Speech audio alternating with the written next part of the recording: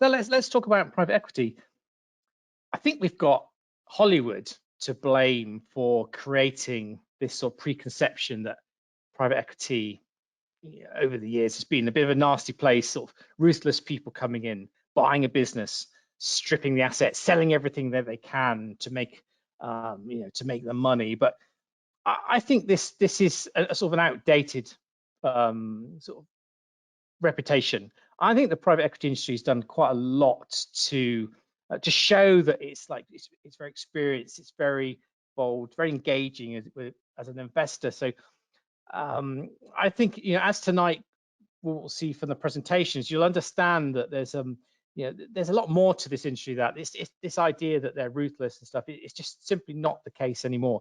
But I thought I would give a couple of examples here. These on your screen, you can see three companies: Auto Trader, Pets at Home, and B&M. All of these used to be owned by private equity. The numbers that you can see are share price gains since they've joined the stock market and left private equity ownership. Now, if you said to me that private equity company come in and just starve the businesses of investment, I just think it's hard to understand how they've managed to do so well on the stock market since. I've certainly spoken to other companies such as the recycling firm Biffa, and they've said to me that when they were owned by private equity, they had very supportive owners who helped them to become much better businesses, operate more efficiently and stuff. And they've since joined the stock market and had a very good time. So we're talking about private equity in general. So let's just clarify exactly what that means. Essentially, it's about investing in companies that are not listed on the stock market. These are sometimes called unquoted or unlisted companies. Now, just because a business is not on the stock market doesn't mean it can't have external investors. And this is where private equity firms come in, that they are the investors on a private basis. And for retail investors, the general public, to get exposure, you would invest in a private equity fund. And I'll go through some examples in a minute of sort of the range that you can get. So I think there's the whole sort of umbrella in private equity covers three key areas. The first is buyout. So here, this is where you would have private equity company would come in. They would take a controlling stake or outright ownership of a business. And their intention is to try and help them to grow revenue and profit with a view that after, say, 3 to 5 years, that they would seek an exit, either selling it to someone else or perhaps floating it on the stock market. Venture capital is about an investor coming in, and as well as offering money and support, that they would offer advice to the people who are running it, trying to understand capital markets with a view that that the investee company might eventually join the stock market. Here it's often about backing entrepreneurs who might have done well in the past as well. And growth company is growth capital is when a private equity company comes in. I think it's probably a bit more mature businesses. The strategy of the business has already been established, and really it's just about providing that extra money to help them grow. So those are sort of the main overview of the private equity that you can find. Why might private equity appeal to investors? One common thing I keep hearing is that companies, when they join the stock market, trade on very rich valuations. And so investors are saying, how can I get involved in a company at a cheaper valuation? Perhaps I need to get involved earlier in their life cycle. And so this is where private equity comes in. You can get access to pre-IPO investment. So IPO stands for initial public offering, or that's the first chance that the public can invest directly in a business. Now, private equity's got this reputation for hunting through and finding these businesses that perhaps you and I are not familiar with, and they help them to grow. So this is another way for investors why they want to get involved. They want to get involved in businesses that see a valuation uplift before they hit the stock market. And really, what we're seeing now is that way more companies are choosing to stay private for longer. There's various reasons for this. So one is that if a company is out of the public eye, they can just focus on what they do best. They're just completely focused on the business. But as a business on the stock market, you've got shareholders, investors to answer for. There's lots of questions all the time about what you're doing, and I think some CEOs and finance directors, just can't take the pressure of this. So actually, this is why a lot more companies are choosing to stay private for longer. So I talked about private equity companies might back businesses which you're not familiar with, but equally they back businesses where the brands have, particularly in recent years, have really come to the forefront. And so on your screen, you've got 3 examples of businesses that currently are sort of part owned by private equity. So Atom Bank is like a mobile-based savings provider. Klarna is the buy now, pay later business.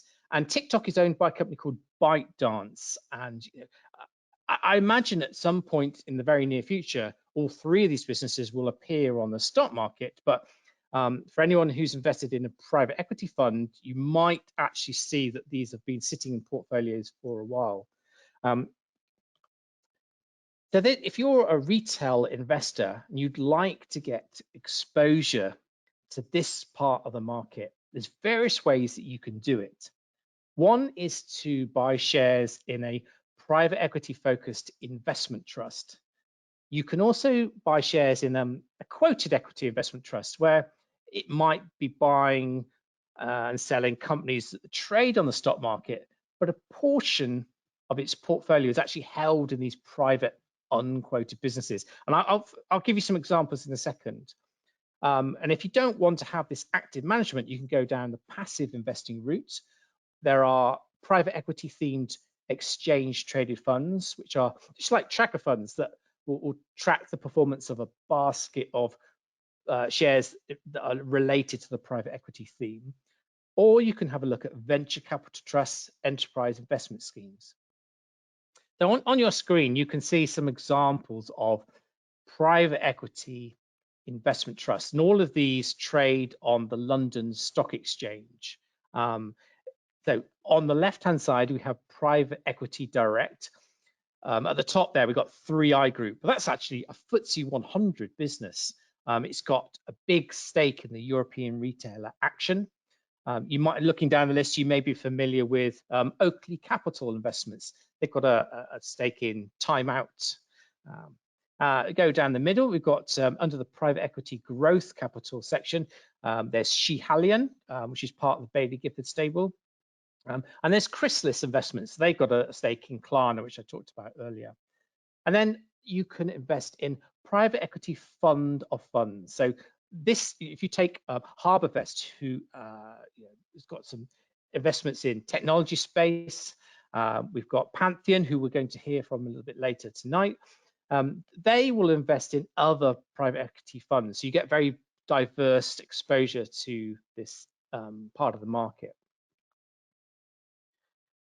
I mentioned Schiehallion there, and that's probably quite a good one to just point out. There's a couple of private equity funds which trade in the London Stock Exchange specialist fund segment. And it's just a category of the market which aimed at more sophisticated investors. So you might find if you went to try and buy shares in something like Schiehallion, your investment platform might say, I'm sorry, this is restricted to more experienced investors. But these are very much a minority. So if you're looking at the private equity space, most of these names that I'll have in this presentation tonight will be available to all types of investors. So I mentioned about quoted equity investment trusts. So what I've done on the screen here, pulled together a list of investment trusts that have got more than 10% of their portfolio is in these privately owned businesses. So the bulk is in companies that trade on the stock market, whether that's in the UK or overseas, but they do have a chunk that is for unquoted businesses. So some of the names might be familiar to you, like Fidelity China Special Situations. Edinburgh Worldwide we'll be hearing from tonight. Scottish Mortgage is perhaps the most well-known investment trust in the UK. and just over a fifth of its portfolio is held in these unquoted businesses. And there's some other names like RIT Capital or Lindsell Train's got a big chunk, and actually that relates to its investment in its own asset management firm. What you'll see is that recently there seems to be a bit of a trend for these types of investment trusts to ask shareholders permission if they can actually increase their exposure to the unquoted part of the market, because this is where they're seeing lots of opportunities. I'll just touch on that in a bit, and I think we can probably hear from Douglas at Edinburgh Worldwide a bit later about this theme. Now, I mentioned passive investing. There aren't many private equity themed exchange traded funds, but they do exist. So here's one example on your screen.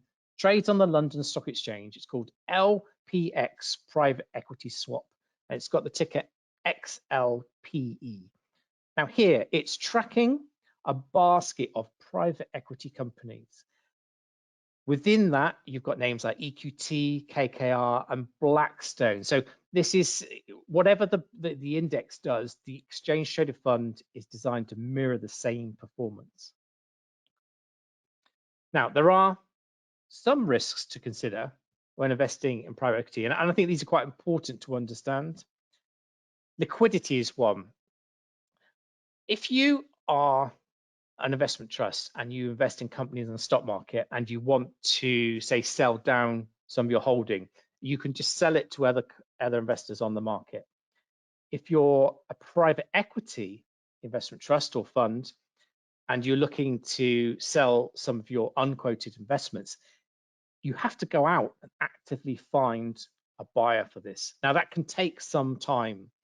And so this idea that they're investing in illiquid assets kind of sometimes works against them. So you'll see that a lot of the private equity investment trusts will trade below their net asset value or the value of their underlying holdings. And that's because the market is sort of giving them a small penalty for saying that you have lots of illiquid assets. So if something goes wrong, it might take you time to turn that into cash. And this valuation thing is another sort of issue. If you're an investment trust and you invest in companies on the stock market, we kind of know on a day-by-day basis what the underlying value of your portfolio is. But when it starts to talk about valuations of unquoted holdings, these are often only updated once a quarter. So there isn't that sort of transparency that you get. Sometimes it can work in the favor that you find an investment trust, the stated valuation of one of its holdings might be X, but actually in recent months it might have shot up. So you might be able to buy something for a bit less than what it's actually worth. But the same thing can work the other way. If the valuations fall, we may not know about this until a few months later. Leverage is another thing. So private equity often involves the use of debt to purchase companies, and equally the companies that they're buying are potentially using debt as well. So now that we're in a rising interest rate environment, it's something we need to keep an eye on. And if you're looking for some inspiration for questions to ask our two presenters tonight, perhaps you might want to ask them some questions about debts. And I'll certainly see if we can talk about that at the end in our panel session. And then finally, fees is another thing. Some private equity funds will charge a performance fee. So if they hit a certain level of profit, they'll perhaps take 20% above a certain level. This caused a bit of an uproar recently with Chrysalis, where it sort of said it's going to pay a couple of its fund managers millions of pounds because their investment in Klarna, actually, the buy now, pay later company, have done so well.